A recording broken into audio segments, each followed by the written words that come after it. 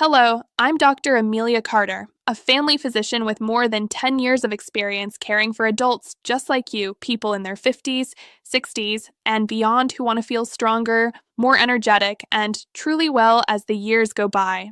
I'm about to share something that might feel surprising at first, maybe even a little backwards, but by the end of this conversation, I promise it will make perfect sense and could genuinely help you feel better and protect your health. Many of us over 50 have been told that vitamin D is one of the safest, most important supplements we can take. It's supposed to support our bones, boost our mood, strengthen our immune system, and even help with energy. And for a lot of people, that's true, when it's done right. But here's what keeps me up at night as a doctor who sees patients every day.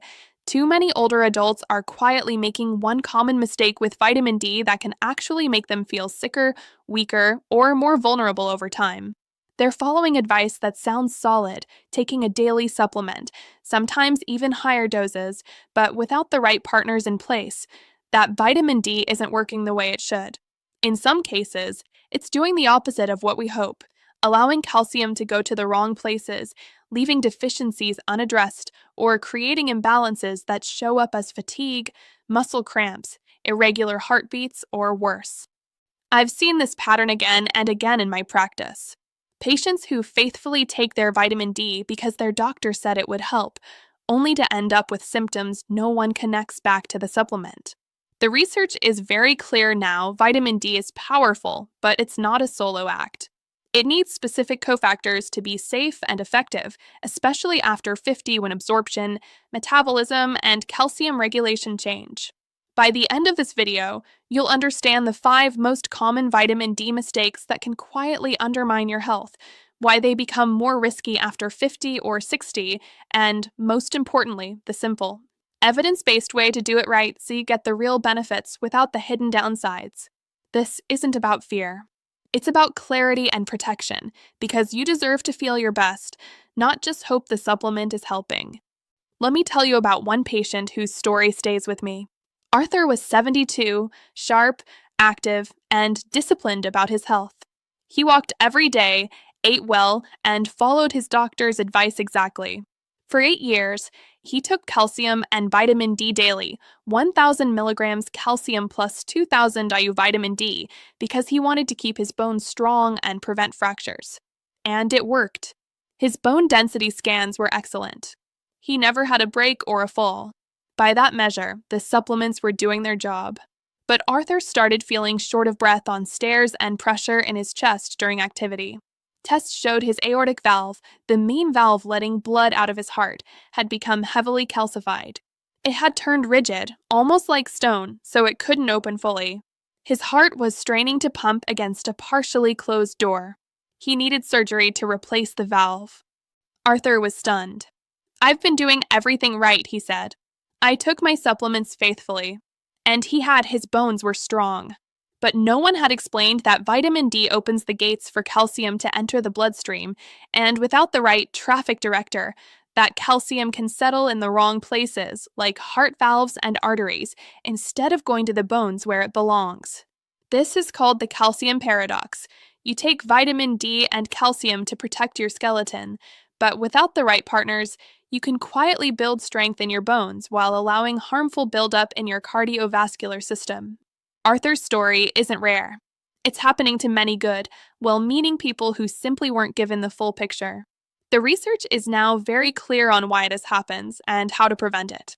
Stay with me, because what you're about to learn could help you avoid this trap and use vitamin D in the safe, effective way your body needs after 50. Before we go deeper, I'd love to hear from you. Type sunshine in the comments right now if you're going to check your vitamin D supplement bottle today, or if you're curious to learn the safer way. Your answers help me understand what matters most to you and build this supportive community where we all look out for each other. I read every comment, and they mean a great deal to me. If what you've just heard is already feeling close to home, if you've been taking vitamin D faithfully and now wonder if it's really working the way it should, or if you're curious about making it safer and more effective, please tap that like button right now.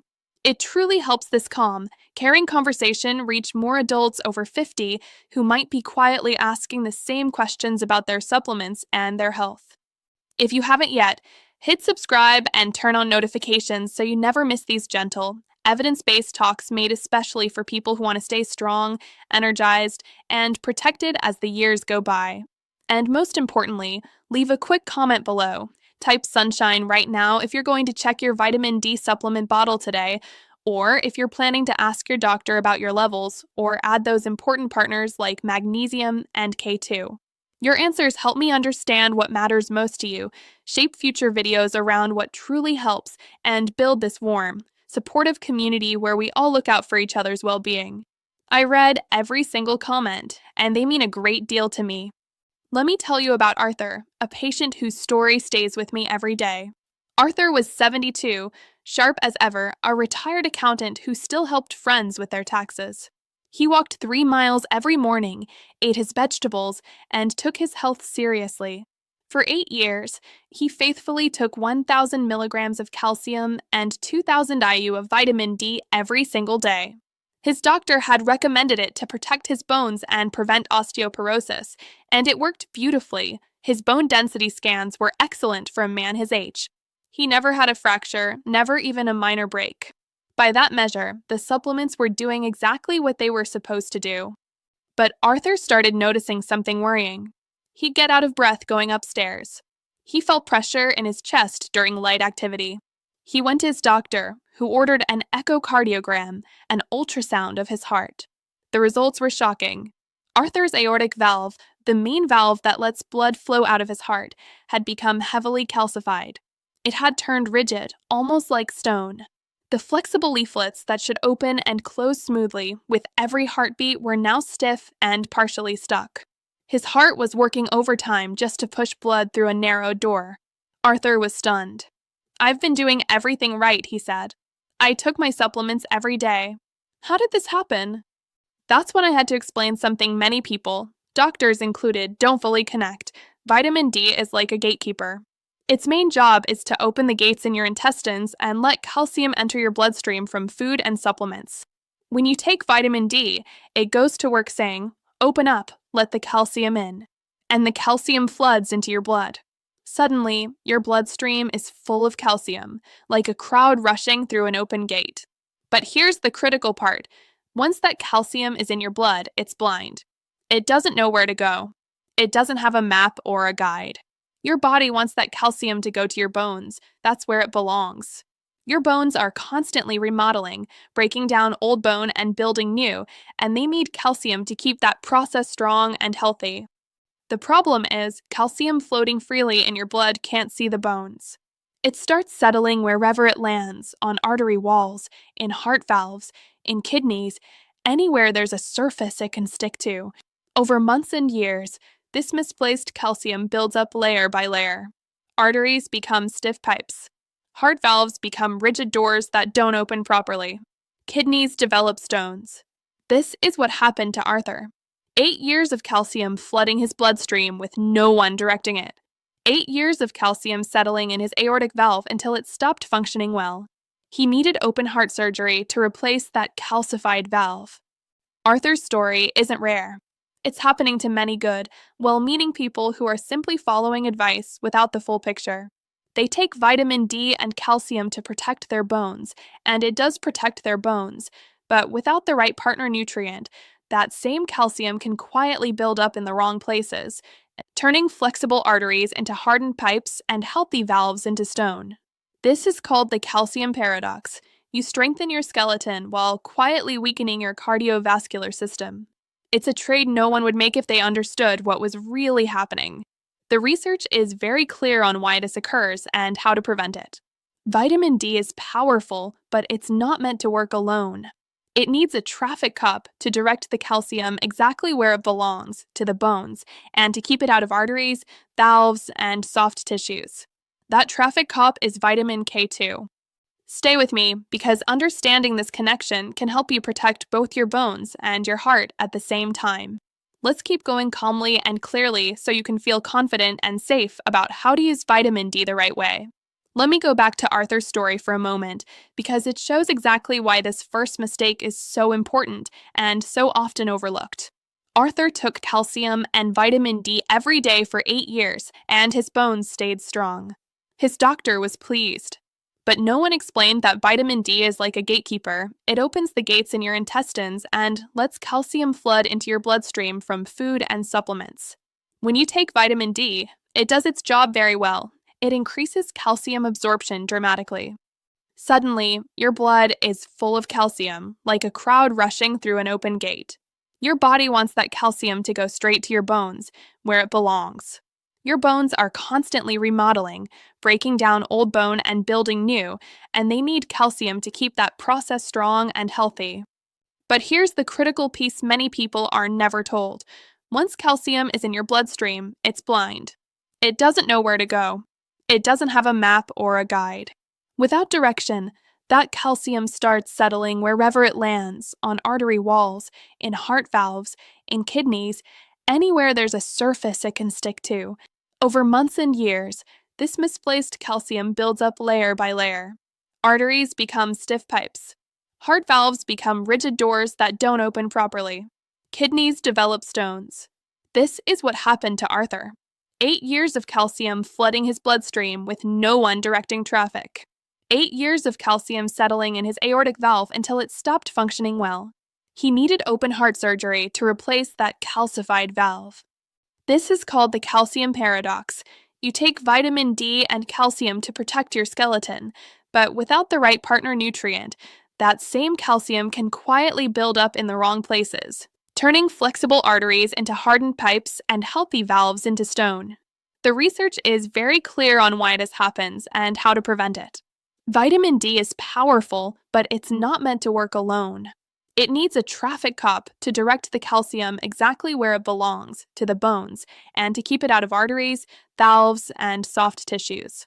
That traffic cop is vitamin K2. Vitamin K2 activates 2 key proteins, osteocalcin, which grabs calcium and escorts it to your bones, like a taxi driver taking passengers exactly where they need to go. Matrix GLA protein, MGP, which acts like a security guard in your arteries and heart, sweeping calcium out of soft tissues and preventing new deposits. When K2 is present, these proteins turn on. Osteocalcin drives calcium to your skeleton. MGP keeps it out of your arteries and bowels. But when K2 is missing or low, those proteins stay inactive. There's no traffic cop, no direction, and the calcium that vitamin D ushered into your blood starts parking illegally. The Rotterdam Study, one of the largest and longest cardiovascular studies ever done, followed over 4,600 people for 10 years. They found that for every 10 micrograms of vitamin K2 consumed daily, there was a 9% reduction in coronary heart disease risk. People with the highest K2 intake had significantly less arterial calcification and fewer heart attacks. Another study in the Journal of Nutrition showed that higher K2 intake was linked to a 52% lower risk of severe arterial calcification. The problem is that most people over 50 are low in K2. It's found primarily in fermented foods like natto, a Japanese fermented soybean dish, the richest source, grass-fed butter, aged cheeses, egg yolks from pastured chickens, and some fermented vegetables. But in Western diets, these foods are rare. Most butter is from grain-fed cows and contains almost no K2. Most eggs come from caged chickens fed commercial feed.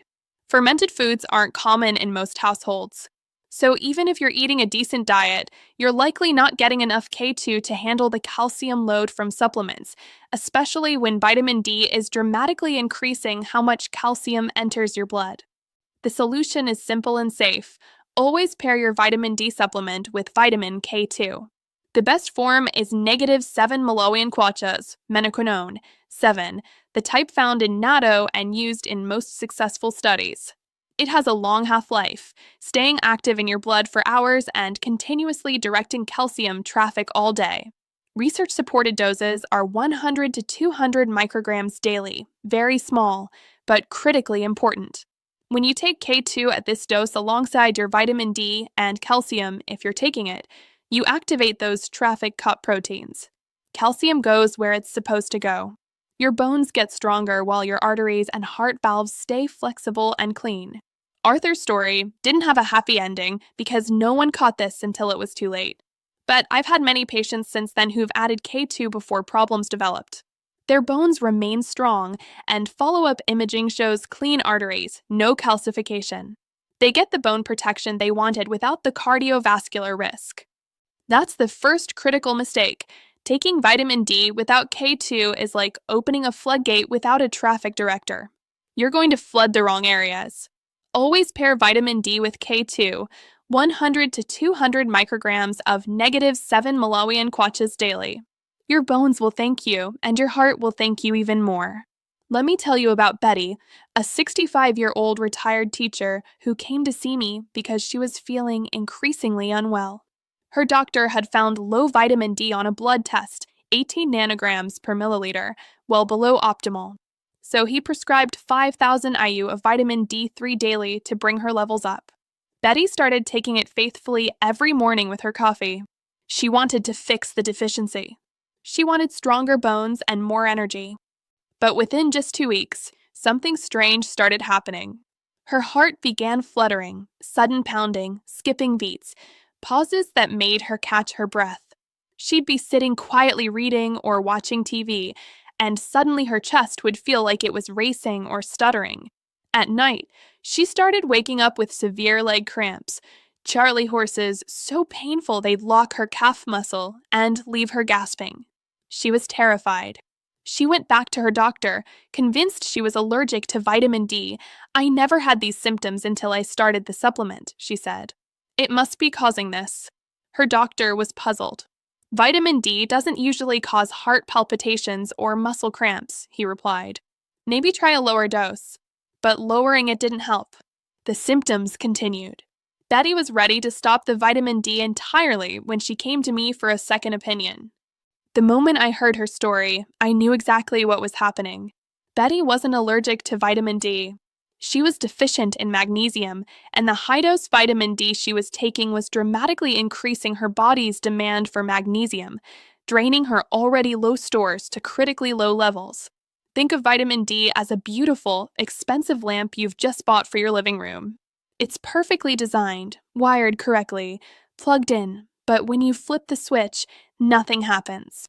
The lamp doesn't light up. You check the outlet. It works.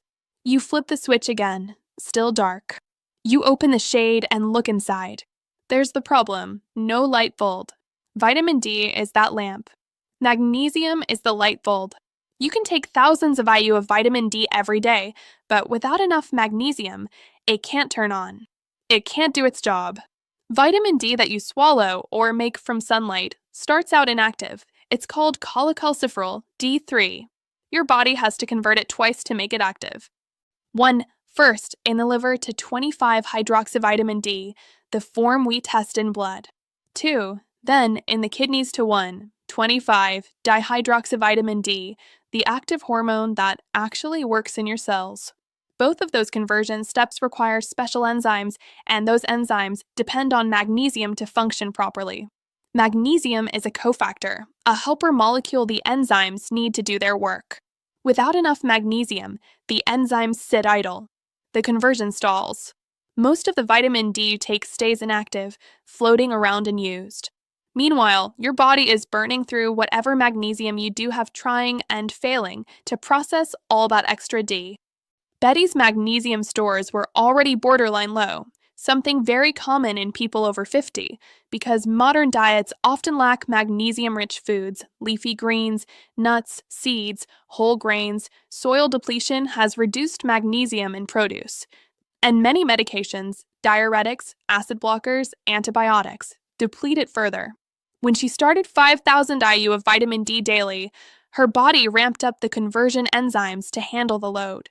Those enzymes started consuming magnesium like crazy, pulling it from her muscles, bones, and nerves to try to keep up. Her magnesium levels dropped fast, and that's when the symptoms appeared. Low magnesium causes heart palpitations because it's essential for normal electrical activity in the heart. It regulates calcium and potassium flow across heart cell membranes. When magnesium is low, calcium floods in uncontrollably, creating irregular signals, fluttering, skipping, pounding, pauses. It feels scary even though it's usually not immediately life-threatening. It's your body's way of saying, "Help, I'm running out of magnesium." Low magnesium also causes muscle cramps because it's needed for muscle relaxation. When you contract a muscle, calcium rushes in and tightens the fibers. To relax, magnesium pushes calcium back out. Without enough magnesium, calcium stays stuck inside. The muscle locks up, painful spasms, Charlie horses that wake you screaming. Betty had both symptoms because her magnesium was being rapidly depleted by the high-dose vitamin D. The solution was simple. I tested her magnesium level. It was 1.6 milligrams per deciliter, normal range 1.7 to 2.3. She was functionally deficient. I started her on 400 milligrams of magnesium glycinate daily. Glycinate is well absorbed and gentle on the stomach. Within 1 week, her heart palpitations stopped. Within 2 weeks, the leg cramps vanished. She was able to continue her 5,000 IU of vitamin D safely because now she had enough magnesium for the conversion enzymes to work properly. Her levels rose steadily to the optimal range. Almost everyone who takes vitamin D supplements should also take magnesium, not because vitamin D directly steals magnesium from your body, but because it dramatically increases the demand for magnesium in the activation process. And most people over 50 are already borderline low in magnesium even before they start supplementing with D. Studies show up to 50% of adults are magnesium deficient. Magnesium is found in leafy greens, nuts, seeds, whole grains, foods many people don't eat enough of. Modern farming has depleted soil magnesium, so even healthy produce often has less than it used to. Medications like diuretics for blood pressure, proton pump inhibitors for acid reflux, and some antibiotics further drain magnesium. When you add high-dose vitamin D on top of existing low magnesium without replacing it, you create problems: palpitations, cramps, fatigue, anxiety, insomnia, constipation, all symptoms people blame on aging or stress, when the real issue is magnesium depletion from trying to process the extra D. The general recommendation for adults taking vitamin D is 300 to 400 milligrams of elemental magnesium daily. Choose glycinate or malate forms. They're well absorbed and gentle. Citrate works, but can have a laxative effect in higher doses. Oxide is poorly absorbed, avoid it. Take magnesium with food for better uptake. If you start vitamin D and suddenly notice heart flutters, muscle cramps, anxiety, or poor sleep, that's often your body signaling it needs more magnesium. Don't stop the vitamin D, add the magnesium. Get the light bulb so the lamp can shine. That's the second critical mistake. Taking vitamin D without adequate magnesium is like having a beautiful lamp with no bulb. The equipment is there, but it can't function. The vitamin D sits in your system unable to convert fully, draining your magnesium further, creating symptoms, and giving you minimal benefit. Always pair vitamin D with magnesium, 300 to 400 milligrams daily. Your heart rhythm, your muscles, your energy, and your overall health will thank you. Let me tell you about Margaret, a 70-year-old patient who had been faithfully following her doctor's prescription for over a year. Her blood test showed low vitamin D 18 nanograms per milliliter, so her doctor prescribed 50,000 IU of vitamin D once a week. That's a common high-dose regimen to correct deficiency quickly. Margaret took it exactly as directed, never missing a dose. She wanted to fix her levels, support her bones, and feel more energetic. But when we rechecked her blood work after a year, her level had barely budged to 24 nanograms per milliliter. Still deficient. Her doctor was puzzled. "You must not be taking it consistently," he said. Margaret was adamant. "I take it every single week like clockwork." She was frustrated and starting to lose faith in a supplement. When she came to me for a second opinion, I asked to see the bottle. The label read ergocalciferol, vitamin D2. That was the problem. Vitamin D2 is not the same as vitamin D3, even though both are called vitamin D. They're chemically different, and your body handles them very differently. Think of it like this. Imagine it's pouring rain outside, a real downpour, and you need to walk to your car. You have two options for staying dry. Option 1 is a high-quality raincoat, heavy-duty, waterproof material, sealed seams, a hood that covers your head. You put it on, step into the storm, and the water beads up and rolls right off. You reach your car completely dry. Option 2 is a raincoat made of paper. It's shaped like a coat. It covers your body. It looks the part, but it's paper. You put it on, step outside, and within seconds the paper soaks through, tears apart, and disintegrates. By the time you reach your car, you're drenched and the coat is falling to pieces. Vitamin D2 is the paper raincoat. Vitamin D3 is the waterproof one. Both are technically vitamin D, but only one works the way your body needs it to. Vitamin D3, cholecalciferol, is the form your skin naturally makes when exposed to sunlight. It's also the form found in animal foods like fatty fish and egg yolks. Your body recognizes it immediately and converts it efficiently, first in the liver to 25-hydroxyvitamin D, the form we measure in blood tests, then in the kidneys to the active hormone. D3 stays in your bloodstream longer, providing sustained benefits. Vitamin D2, ergocalciferol, is a plant-derived form, often cheaper to produce, which is why it's the default in many prescriptions and generic supplements. Your body can use it, but not nearly as well. The conversion is slower and less complete. The active form it produces breaks down faster and doesn't circulate as long. Head-to-head studies show that D3 is about 87% more effective at raising and maintaining blood levels than D2. You'd need to take almost twice as much D2 to get the same effect, and even then, it doesn't last as long in your system. Why do doctors still prescribe D2? 2 main reasons. First, it's less expensive to manufacture from plant sources, so insurance companies and pharmacies often default to it. Second, many doctors were taught in medical school that D2 and D3 are equivalent. The research has moved forward. D3 is clearly superior, but that older teaching still lingers. Margaret was taking a massive weekly dose of D2, yet her levels barely moved because her body couldn't convert and use it efficiently. I switched her to over-the-counter vitamin D3 5,000 IU daily, about 35,000 IU per week, less total than her D2 prescription. 3 months later, her level rose to 48 nanograms per milliliter, optimal. Same person, same commitment, just the right form. Problem solved. That's the third critical mistake. Taking vitamin D2 instead of D3 is like wearing a paper raincoat in a thunderstorm. It looks like you're doing the right thing, but it falls apart immediately. D2 is poorly converted, doesn't sustain blood levels, and gives you far less benefit. The solution is simple. Always choose vitamin D3, cholecalciferol. You can buy it over the counter, no prescription needed.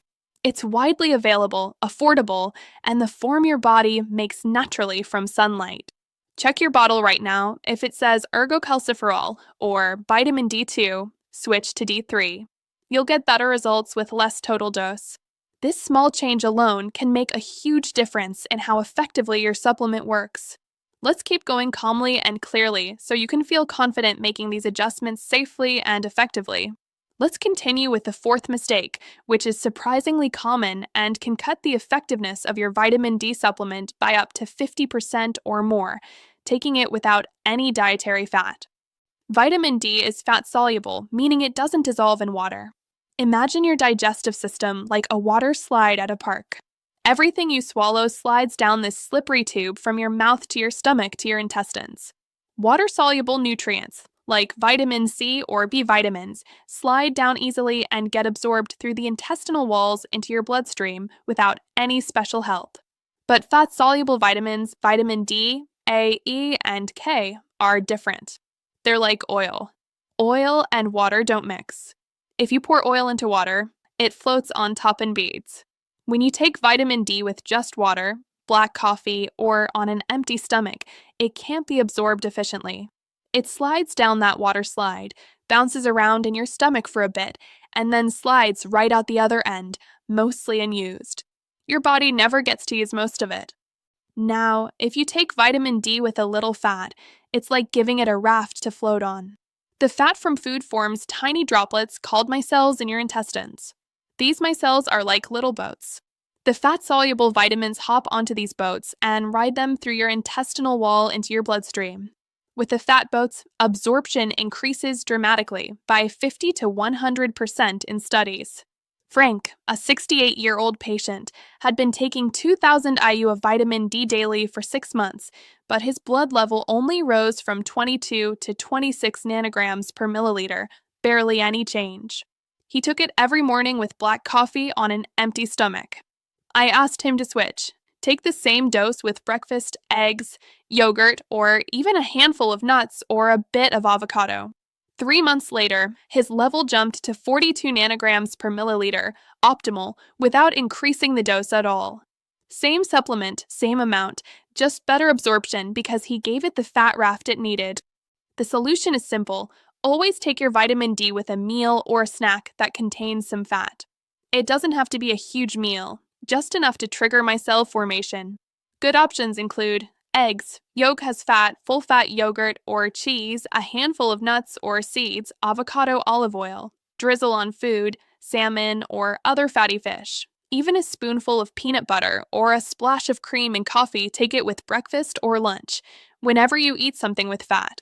This one small change can double the effectiveness of your supplement without needing a higher dose. Now, the fifth and final mistake. One that frustrates so many people because it's caused by outdated recommendations that haven't caught up with modern research, taking too little vitamin D based on the old government RDA. The recommended dietary allowance, RDA, for vitamin D is 600 IU daily up to age 70 and 800 IU over 70. These numbers appear on supplement bottles and are repeated by many doctors. They're based on very old research focused only on preventing severe deficiency diseases like rickets. They represent the bare minimum to keep bones from crumbling, not the amount needed for optimal health. Think of your body's vitamin D pool like a swimming pool. If you're deficient, say, your level is 20 or 25 nanograms per milliliter, the pool is nearly empty. To fill it to optimal, 40 to 60 nanograms per milliliter, you need to add enough water. The RDA is like adding a teaspoon of water each day.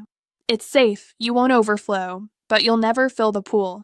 You'd need thousands of teaspoons over years to make a dent.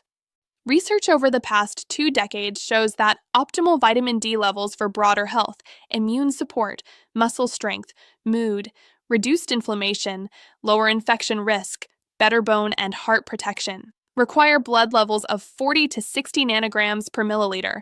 Some experts say 50 to 80. Most people over 50 who haven't had much sun exposure or eaten D-rich foods have levels in the 20s or low 30s, deficient or insufficient. To raise levels from 25 to 50 nanograms per milliliter typically requires 3,000 to 5,000 IU daily for several months, depending on your starting point, weight, and absorption. That's 5 to 8 times higher than the RDA, but it's not megadosing. Your skin can make 10,000 to 25,000 IU in 20 to 30 minutes of full-body sun exposure. Taking 5,000 IU from a supplement is mimicking what your body would produce naturally if you spent time outdoors without sunscreen or heavy clothing, which most people over 60 don't do anymore. Toxicity is extremely rare and requires sustained very high doses, 10,000 plus IU daily for months without monitoring. It's easily prevented with blood tests. Studies show 3,000 to 5,000 IU daily is safe and effective for correcting deficiency in older adults, with no significant risk when levels are monitored. The solution: get your 25 hydroxyvitamin D level tested, simple blood test. If below 30, you're deficient, 30 to 40 insufficient, 40 to 60 optimal. If low, start with 3,000 to 5,000 IU D3 daily, with magnesium, K2, and fat, then retest in 3 months. Adjust to maintain optimal range, often 2,000 to 4,000 IU maintenance. Margaret's level didn't budge on 50,000 IU weekly D2. Switch to 5,000 IU daily D3 with cofactors, 3 months later, 48 nanograms per milliliter. Optimal. Same commitment, right form, right support, right dose. These 5 mistakes, taking D without K2, without magnesium, using D2 instead of D3, without fat, and taking too little, are why so many people take vitamin D faithfully yet never feel the full benefits or even feel worse. Thank you from the bottom of my heart for spending this time with me today. I know how precious your energy and attention are, especially when you're thinking about your supplements, your bones, your heart, and the years ahead, and I'm truly grateful that you chose to sit here, listen carefully, and reflect on how to use vitamin D in the safest, most effective way. It means a great deal that you're open to learning these small, but important details that many people never hear, and that you care enough about your health to make thoughtful, gentle changes. You are someone who takes responsibility for feeling your best. You pay attention to what your body needs, stay informed about evidence that can help, and are willing to adjust habits that might not be working as well as they could. That kind of caring, proactive heart is beautiful and powerful. It's exactly why so many people in their 50s, 60s, and beyond start feeling steadier energy, stronger bones, fewer aches, and greater peace of mind when they get vitamin D right. Every quiet step you take moving forward, checking your bottle for D3 instead of D2, adding a little magnesium or K2 if needed, taking your supplement with a fatty meal, getting your levels tested, or simply starting with a moderate dose that matches your actual needs matters far more than you might realize right now. These aren't complicated overhauls or scary changes. They're kind, simple acts of self-care that help vitamin D work the way your body was designed for it to work. The research shows that when you pair D with its partners, take the right form, absorb it properly, and dose to reach optimal levels, 40 to 60 nanograms per milliliter, you support stronger bones, better immunity, steadier mood, and healthier arteries without the hidden risks of imbalance or misdirection. Your body is still wonderfully capable of responding at 50, 60, and beyond. You deserve to feel energized, resilient, and protected, not just hoping a supplement is helping, but knowing it's truly supporting you. Be patient and kind to yourself as you experiment. Some changes will feel easy right away, others may take a conversation with your doctor or a retest in a few months. Progress isn't always instant, but it is real, and you're already on the path simply by being here and choosing to learn. I'm honored to have shared this conversation with you. Thank you again for your time, your trust, and the quiet courage it takes to stay engaged with your health the way you do. You're doing wonderfully, truly. Take good care of yourself. Start with one small adjustment when it feels right, and know that you have every reason to feel hopeful, empowered, and well-nourished moving forward. Until next time, be gentle with yourself, savor the small wins, and remember, your body is still listening, and you're giving it exactly what it needs to thrive. Take care, and may your days be filled with steady strength and peace.